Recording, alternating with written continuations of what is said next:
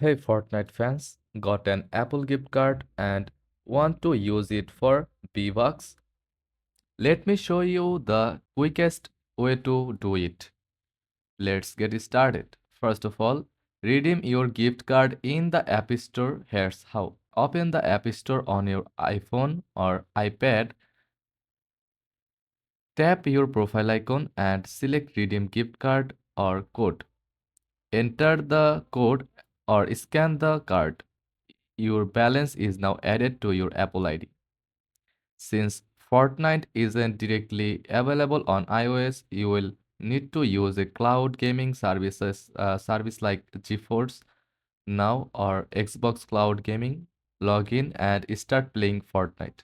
Now head to the Vbucks store in Fortnite. When prompted to pay, select Apple ID balance as your payment method. Confirm your purchase and boom, you have got your Vbucks. That's it. You are all set to buy Vbucks with your Apple gift card. Drop a like if this helped and thanks for watching.